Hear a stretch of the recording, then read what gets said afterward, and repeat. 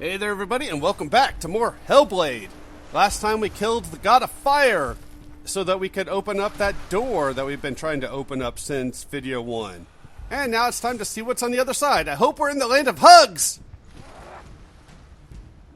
Hey buddy.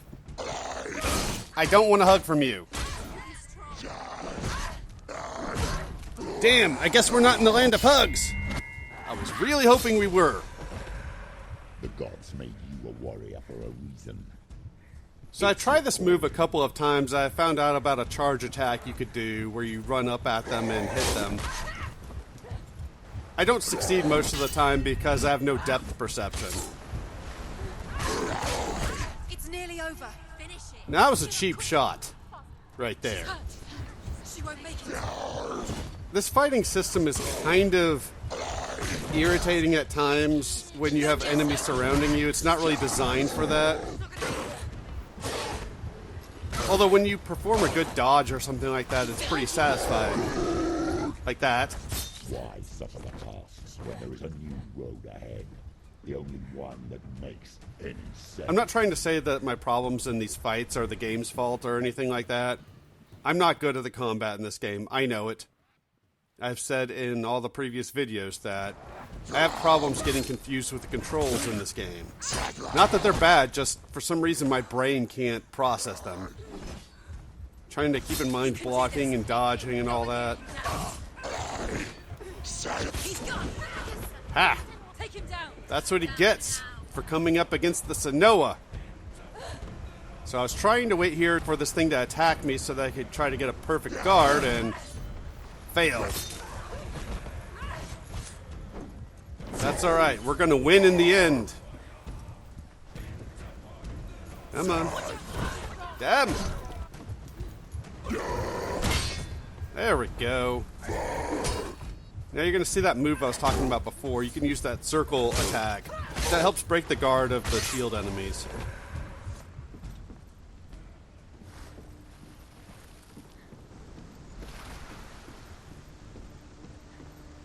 So now we can move forward.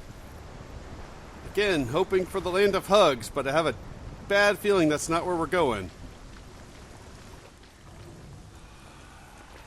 Open Sesanoa! Every gate you open into darkness brings another challenge. Now that was a cheap shot. I hate getting taken out in a cutscene.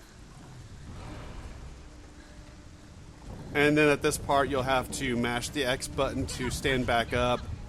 Kind of like you've seen me have to do many times during fights when I get knocked down. Which is now reminding me of a really annoying pop song from either the late 90s or early 2000s, I can't remember. I know they reference it in Scrubs, so I'm pretty sure it's a late 90s song.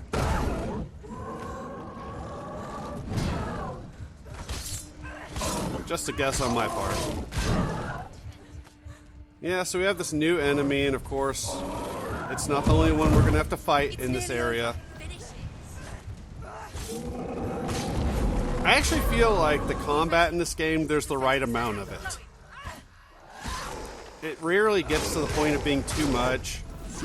I think video 1 had a little too little, since I think we only had a couple of fights in that video.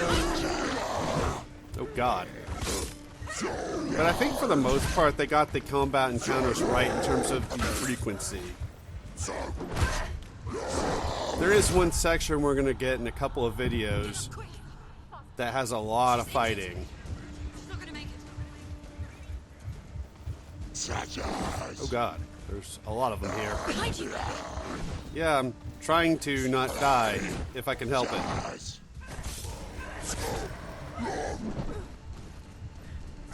For example, this feels a little much, but I don't think we have another combat encounter the rest of the video, so it's not that big of a deal. They probably should have just spaced them out a little bit, and we would have been fine.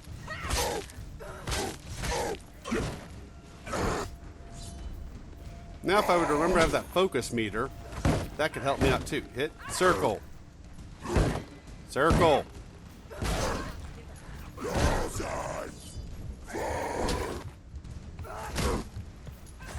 There we go. Take him down. Take him down. Those shield guys are a lot easier to deal with when you use that attack.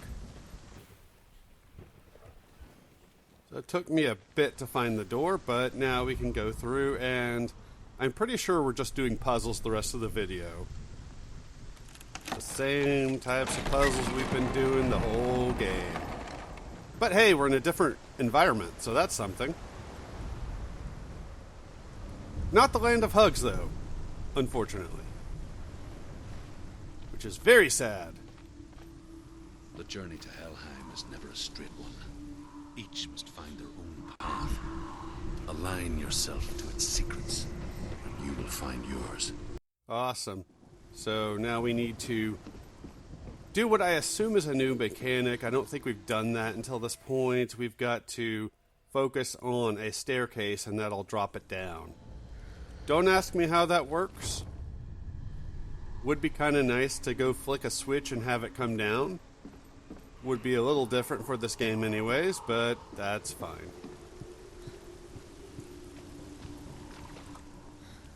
Here's the lore stone. However you come to the gold-covered bridge that leads to Hell, you may find it guarded by a giantess. She will ask your name. She will ask your lineage. She will ask your business. The Northmen tell of the warrior woman Brynhild, who leapt into fire and rode to Hell to join her slain love Sigurd, and is challenged by the giantess. Sigurd. I believe we are going to hear a lot about him throughout these lore stones. I think this video, if not this one, next video. I can't remember. It has been a couple weeks since I played this stuff.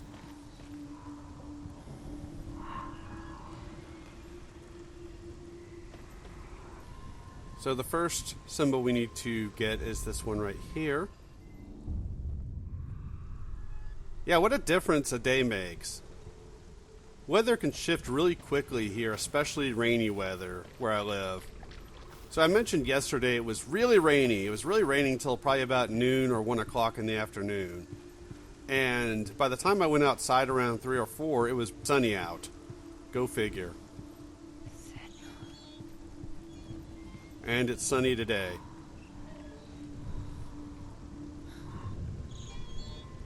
I thought this one was going to be a pain for me to get. But that was actually the easiest of these to pick up.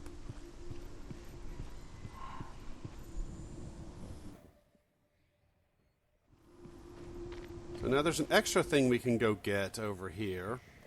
Just getting my bearings. And you're welcome for the fast forward here. These ledge shuffling moments take forever. But there's another face we can scan. I don't know if I got all of these, probably not. Oh, Senua. Your father does not hate me. He just fears the souls in the underworld. He cannot see that they are already afraid. But I am their healer, and I must answer their cries for help, even if it displeases him.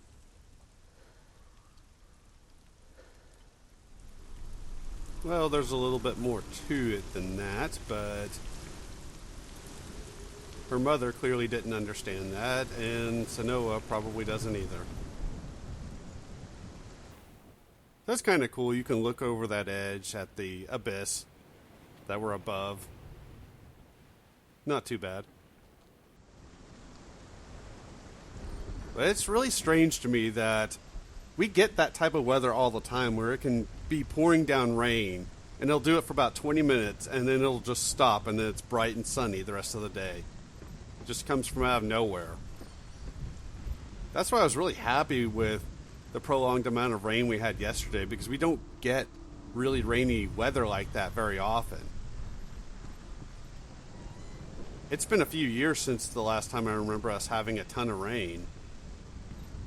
And I think that time it rained pretty consistently for about a week or two. That got a little much. It's kind of like I was complaining about those two combat encounters being back to back. I much prefer balance. Hela possesses large dwelling places in Helheim. Tall are her walls, high are her gates. The name of her dish is hunger.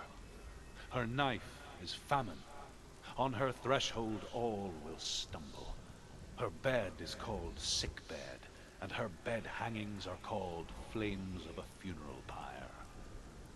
They say she is easy to recognize, half black and half the color of flesh, and her face menacing and grim. Almost like one of those dudes from the original Star Trek series that was half black and half white. Neither of them were pleasant either. Right, so time to move on. I wasn't sure at the time if I had picked up that lore stone, so I just wanted to double check and make sure I got it. Obviously, as you're aware, I'd already picked it up, and everything's muted here just because Druth was still speaking and we'd already heard what he had to say, so I didn't want to repeat it.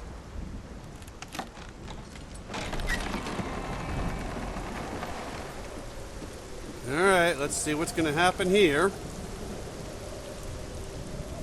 As long as I don't get stuck on the environment, which happens a lot, annoyingly.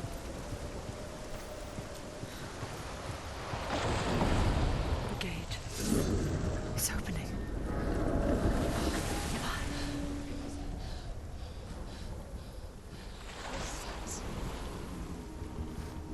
It's coming. That song again. Is it? It's Hela. Yes, the source of the darkness. It's coming. This is your moment.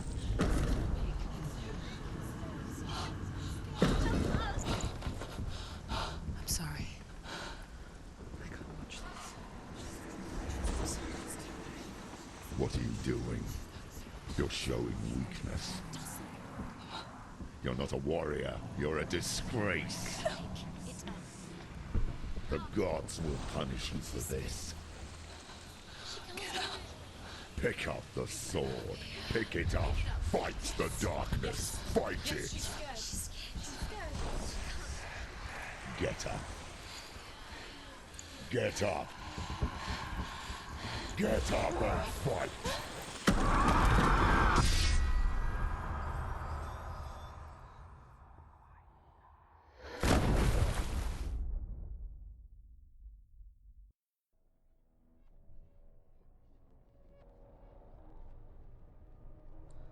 Stormy seas and lost souls. She's dreamt of this before. They say dreams are visions of our memories, thoughts, and fears, as seen by our inner eye. But what if each one of us is always dreaming, even when awake, and we only see what our inner eye creates for us? Is this what hell is? A world shaped by Senua's nightmares. Maybe that's why people feared seeing the world through her eyes. Because if you believe that Senua's reality is twisted, you must accept that yours might be too. You failed the gods. You're pathetic. Rotten. Cursed. What were you thinking? Did you really think you could win? How stupid can you be? So stupid. Everyone hates her. She's cursed. The shadow hates. Look at you. A warrior. Worthless. Weak. Pathetic. Go on. Feel sorry for yourself, because there's no one left to do that for you. Everywhere. What's that? Take it. If you're too much of a coward to fight, then end the suffering. Broken and lost. Just like your sword. Come on. There.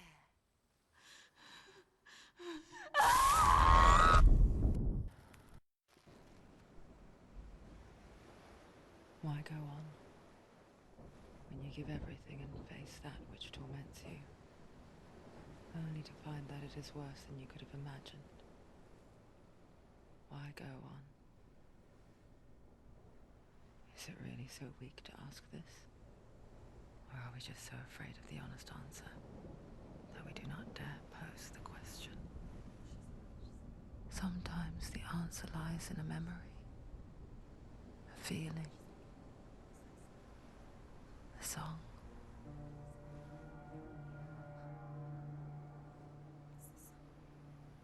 It's not real. It's a trick. It's not real. Listen to it. Don't give up. Dillian. It's Not like this. It's not real. It is real. It's a trick. Don't trust it. Maybe you're already dead. Who are you? Do you still believe in me, Shadow?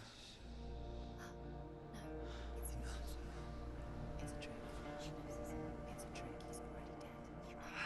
He can't be here. It's impossible. Dillian. Come to me. Please.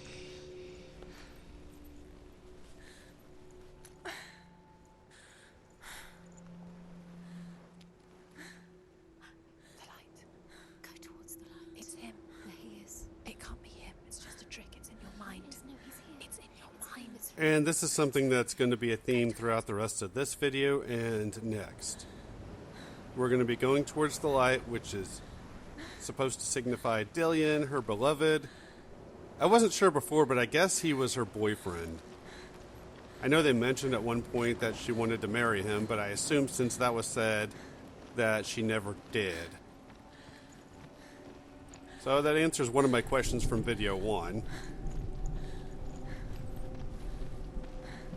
Pretty much the rest of this video we're going to be picking up lore stones, walking around a lot, and we might have a puzzle or two, I don't remember. And we will also get a few cutscenes. Slow. How could you? Keep going. How could you? Keep going. Ignore the pain. I told you it was to trick you. I told you. And our sword is broken, so we can no longer fight, which means no more combat encounters. But this does kind of go into what I was talking about before. The lack of balance. I said before, I feel like there's the right amount of combat. Before she first met him, she was not in a good place. Just a teenager, but not like the others. Barely functioning, she rarely left the house. Her father's in-bell made sure of that. Only occasionally did she venture out on her own, collecting firewood and herbs. Errands out in the Orkney Plains. That was her world. I like that one voice because she actually provides information. Barren and lonely.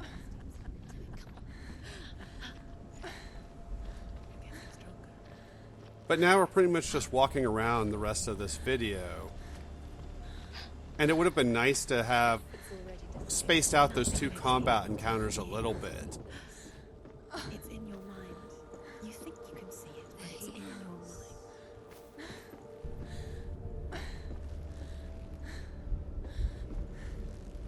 There he So I feel like was. there's a good amount of combat in this game. The right amount, but I feel like Soul play under the shade. they could have spaced it out better. She remembers the first time she saw him. Under the tree.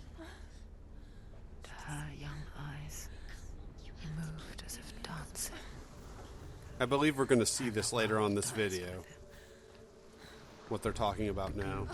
Lifted. For the first time in years, she felt a ray of hope. The Northmen tell of a great hero. His name is Sigmund. His father's hall was built around a great tree, and one day, Odin comes and thrusts a sword into the tree, a gift to whomever can release it. Many try, but the sword only comes out at Sigmund's touch. His brother-in-law, King Siggeir, wants it, but Sigmund refuses it, so King Siggeir plots revenge. He invites Sigmund and his brothers to a feast, but when they arrive, they are met with an army, not a warm welcome. King Siggeir captures Sigmund and his brothers, steals his coveted sword, and readies them for execution. I really like these lore stones. I get kind of invested in this particular story we're going to have this video. I can't remember if it continues into next video. It might. Like I said, it's been a while since I've played this. But I do get kind of invested in some of these stories that we hear.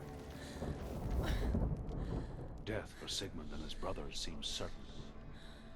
But the king's wife is Sigmund's sister, and she begs for mercy and implores the king to chain them up instead. He agrees. Not for mercy, though, but because he plans an even more cruel and lingering death. Chained to a tree in the forest that night, a she-wolf comes and devours one of Sigmund's brothers. She returns, ravenous, night after night, until only Sigmund is left. The next day, Sigmund's sister sends a servant with honey to smear on Sigmund's face. But to what end?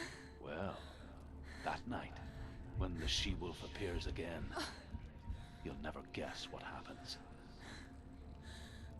Fortunately, he'll tell us once we pick up the next lore stone.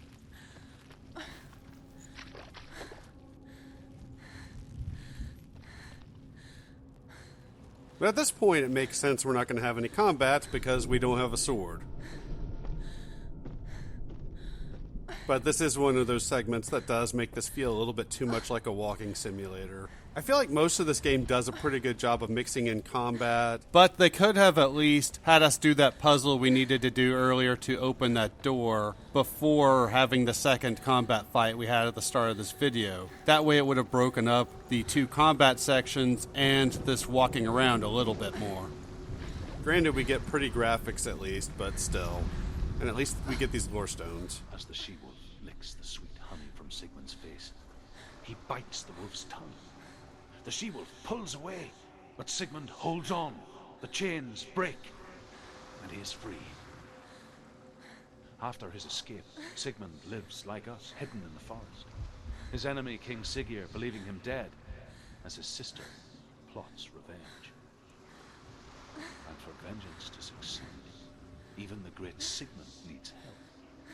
So she sends her sons to him. But their blood is weak and corrupted, and they're put to death by Sigmund. So his sister hatches a new plan, one that is cold of heart and pure blood. Ooh, how saucy. Wait till you hear what happens there. Siggeir and Sigmund, I do get those two confused. I know one's the evil king and the other one is the guy that was being put to death and escaped. I got irritated here because I thought we could jump over that to move forward, but no, not allowed to do that. That would make sense and be convenient. I don't know why they make this so cumbersome, considering we're just in a walking segment.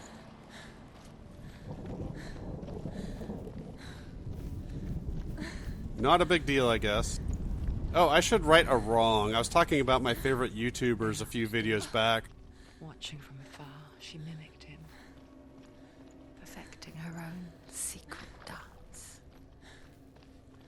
Wishing those fleeting moments of light would stretch out to last forever. I forgot to mention Chimera 45. Sigmund's sister trades shapes with a sorceress, and in disguise, she lies with her own brother. She gives birth to a son named Sinfjotli. After a time, she sends him to the forest to Sigmund. He tests the boy and finds him strong and fearless, and so they go to take their vengeance on King Siggeir. But luck is not on their side. They're captured, and Siggeir has them buried alive. Damn. So they were all about the incest, which I assume was probably the case back in these times. It's funny, people like to pick on the South for being all incestuous, and there are certainly pockets of the South that are like that, but it seems like that was all going on around this time. It's not real. It's real. You want to believe it's real when it's a trick. You're deluded. Where are you going? Where is she going? What is she following? You can't even fight. It's just deception. How does he so effortlessly court the world and bliss? If only she could do the same.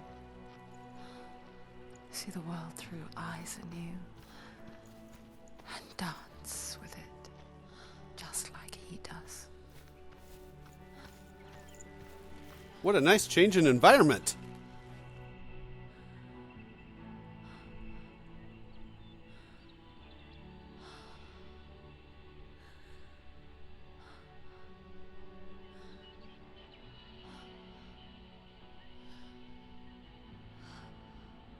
What's your name? Senua. I haven't seen you before. I don't leave home much. Oh, Zeno's daughter. I have to go. Wait. Who taught you to fight like that? No one. No one. Well, I watched you, and You learnt all of that from watching me? You should become a warrior, you know. me? I'm Dillian. I'm here for the warrior trials. Just come and watch. And bring your sword. You can't put it into words. That moment when you look into the eyes of the one who is supposed to reassure you, make you feel safe. It only takes an instant. Fear swallows you before you have a chance to make sense of it. And darkness becomes a part of who you are.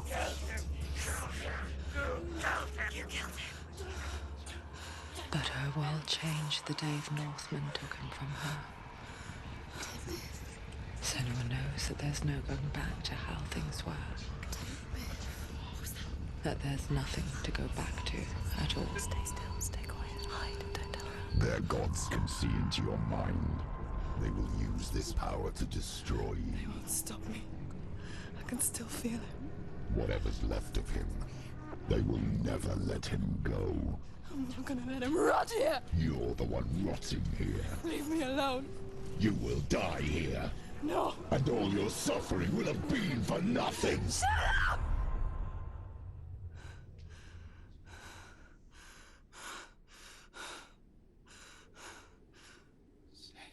Dillian? Is that you?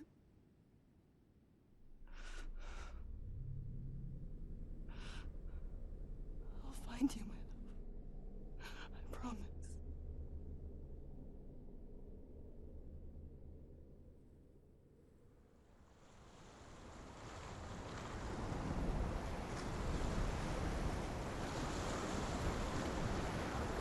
They do way too many of those shots where they start off with the camera facing Senua and then have it turn all the way around her. You're alone in these mountains. I'm guessing that was actually filmed and then turned into game graphics later. Motion capture or whatever it is they do now. You met him by the tree. Kind of strange. But part of that is accurate to the story. So the village that Senua lived in got destroyed by a bunch of those people they call the Northmen. That is actually part of her story. I'm sure there's a lot you can question about what's going on here, but that part did happen. Damn it, just come on. As Sigmund and Sinfjotli are being buried alive, Sigmund's sister throws an armful of straw into the grave mound. Hidden in the straw is Sigmund's sword, the gift of Odin. They cut their way out of the grave mound and set fire to Siggeir's hall. The king burns to death. Sigmund calls to his sister to come out so that she may live and be honored. She does come out, but only to tell him the truth. That she had slept with him her brother, to beget a strong avenger. I am not fit to live, she says, and walks back into the fire. Strike vengeance from your heart, Senua, as there is always a heavy price to pay. And in one moment, this game said a lot more about vengeance than a particularly overrated game that came out earlier this year. And of course won awards because of politics. And I'll just leave it like that. Granted, I'm not a fan of that particular series, so I guess I'm not one to judge that series. And here is the end of Sigmund's story. He was a fierce and great warrior who fought many battles. But one day, an old man came onto the battlefield. Although shadowed by a hood, Sigmund saw that he only had one eye. The man raised his spear, and Sigmund struck at it with his sword, but the sword shattered into pieces. Sigmund then knew that this was Odin, and thus that victory could not be his. He bowed his head and accepted his end. Dying, he tells his wife that she is with child, and that her son will one day make a great weapon out of the fragments of his sword. The sword named Gram. I wonder if we'll pick this up in God of War 5. So that's going to be our next mission. We're going to be looking for this sword. It's in pieces, and we've got to go through some trials in order to actually pick it up. You'll see a little bit of that here coming up. And that's what we'll be doing next video, is going through all the trials. Take it. A sword. Take it. Dillion left it for you. Take it. Take it. Take it.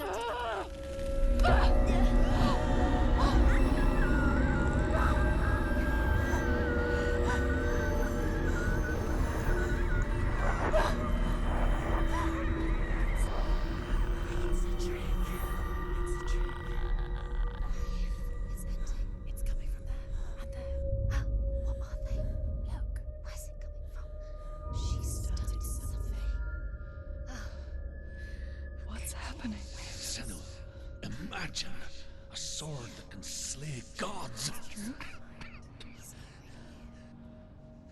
Its name is Gramr. It was forged by the god of all Northmen, Odin, and gifted to Sigmund, a great warrior.